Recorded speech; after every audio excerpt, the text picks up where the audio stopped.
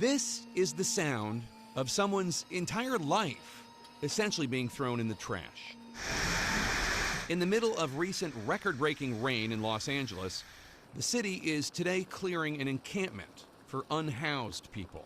Los Angeles Mayor Karen Bass campaigned on fixing the city's homeless crisis.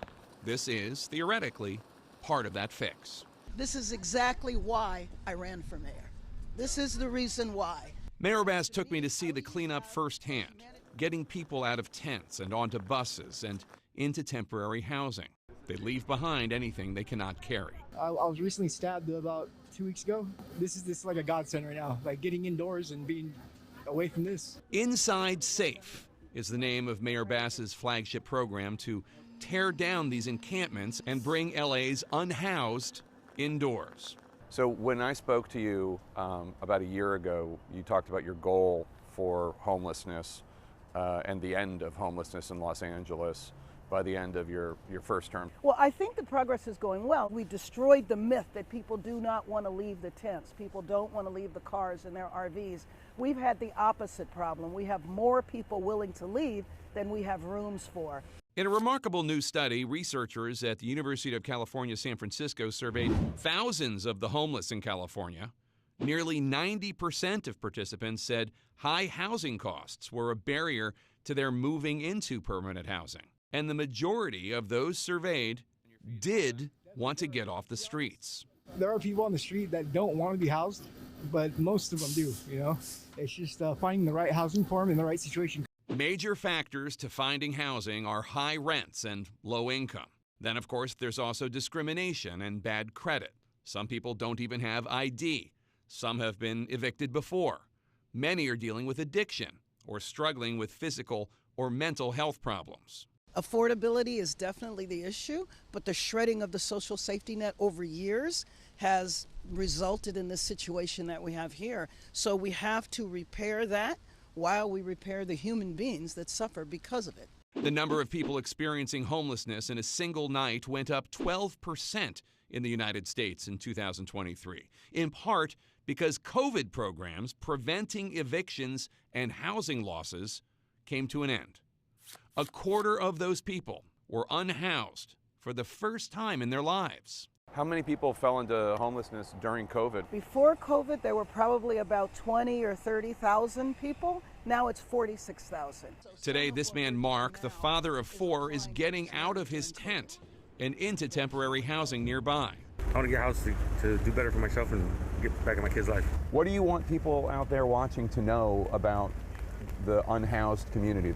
We're not all drug addicts, we're not all thieves, we're not all people trying to hurt and steal from you.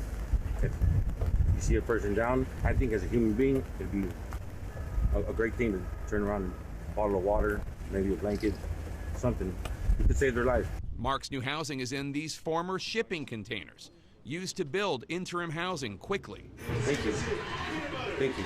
Since the launch of Inside Safe, more than 2,000 people have moved into interim housing, but only 329 have moved into permanent housing. Since Mayor Bass took office, the program has cost LA more than $53 million, but the city argues it was well spent and points out the fire department spent nearly $125 million on incidents involving unhoused people last year. There is a misunderstanding about homelessness in this country. Exactly. A lot of people think it's just people with psychological problems or just people with addiction. We have about 9,000 children who are homeless in Los Angeles. Some of them are in and out of school, some of them attend school, but many are living in cars and RVs. One of the fastest growing sectors of the unhoused population are senior citizens, people in their 60s and 70s. They get priced out of the market and they wind up unhoused. Even so, California is trying to tackle mental health and substance abuse by implementing care courts